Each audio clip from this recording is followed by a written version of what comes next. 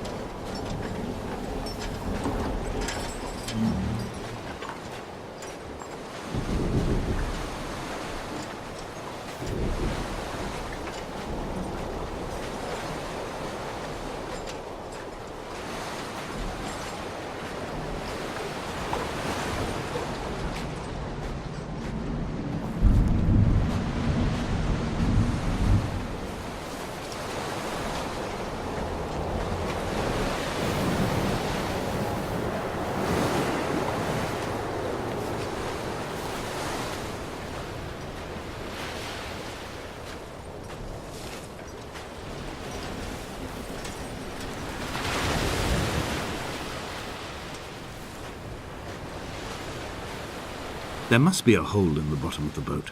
How else could new hermits have arrived?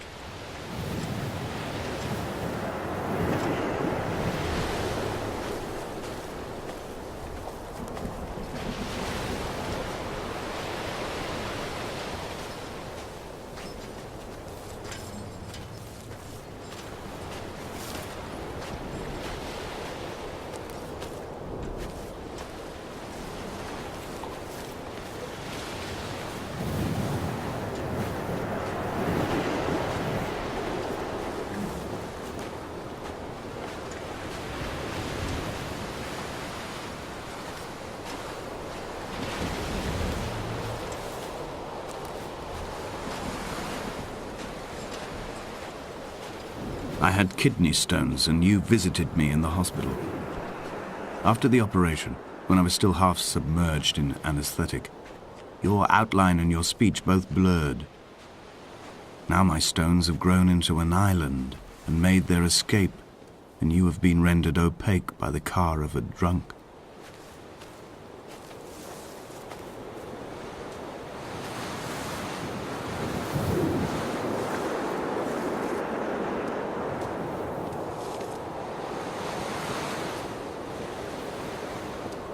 What charnel house lies at the foot of this abyss? How many dead shepherds could fill this hole?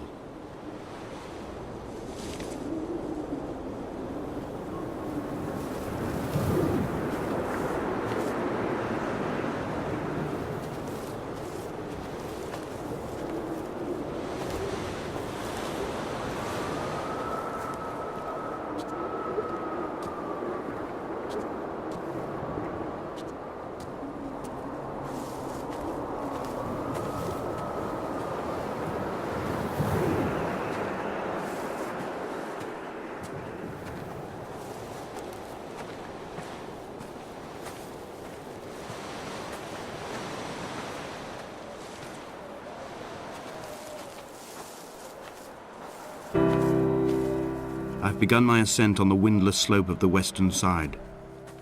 The setting sun was an inflamed eye squeezing shut against the light shone in by the doctors. My neck is aching through constantly craning my head up to track the light of the aerial. I must look downwards, follow the path under the island to a new beginning.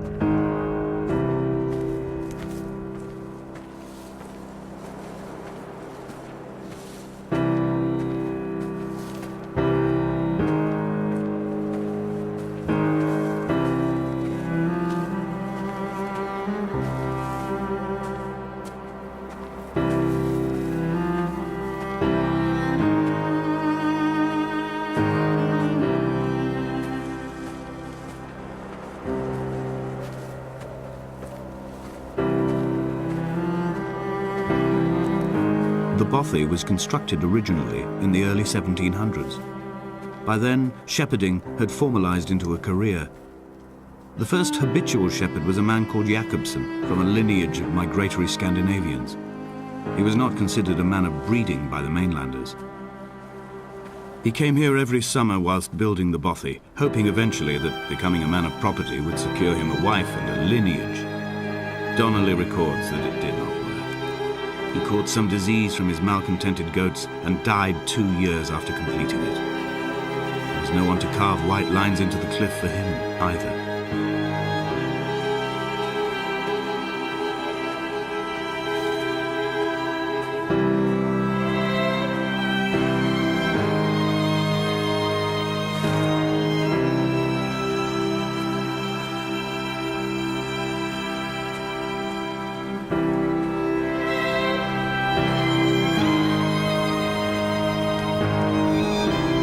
Three cormorants seen at dusk.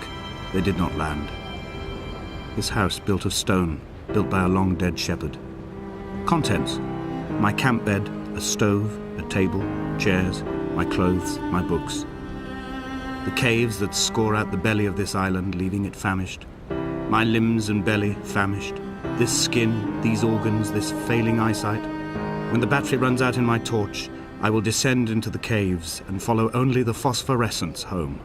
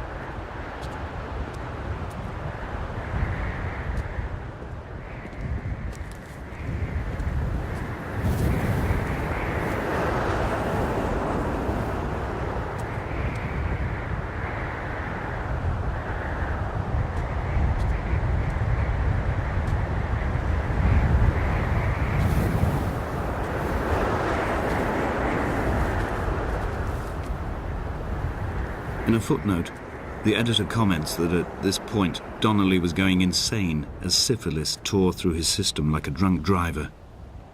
He's not to be trusted. Many of his claims are unsubstantiated, and although he does paint a colourful picture, much of what he says may have been derived directly from his fever.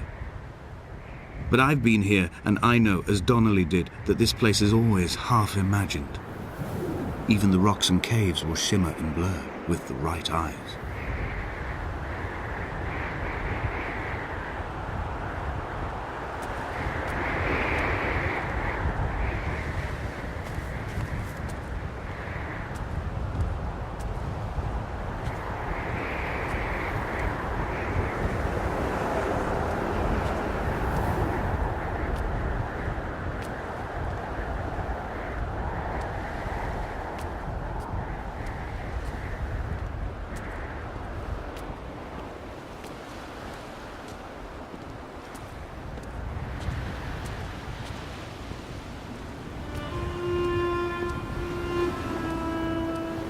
They found Jakobsen in early spring.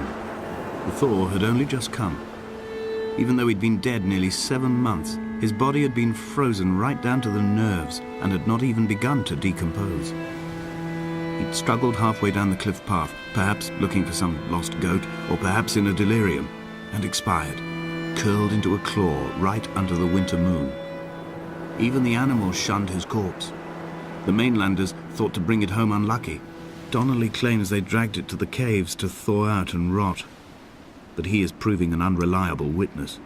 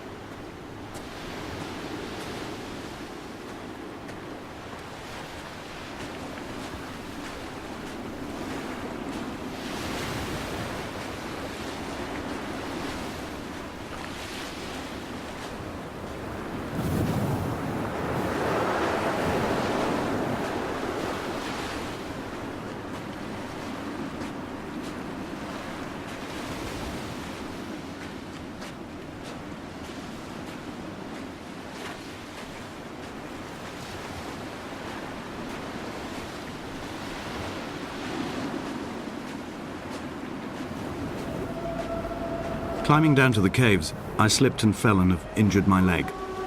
I think the femur is broken. It is clearly infected. The skin has turned a bright, tight pink, and the pain is crashing in on waves, winter tides against my shoreline, drowning out the ache of my stones. I struggled back to the bothy to rest, but it has become clear that there is only one way this is likely to end. The medical supplies I looted from the trawler have suddenly found their purpose. They will keep me lucid for my final ascent.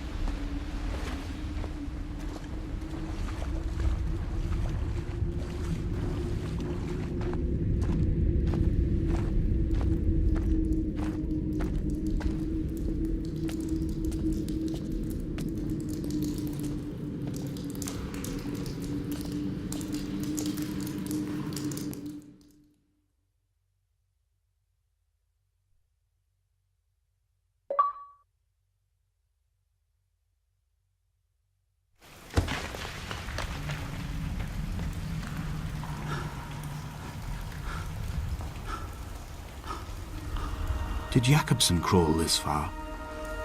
Can I identify the scratches his nails ruined into the rocks? Am I following him cell for cell, inch for inch? Why did he turn back on himself and not carry through to the ascent?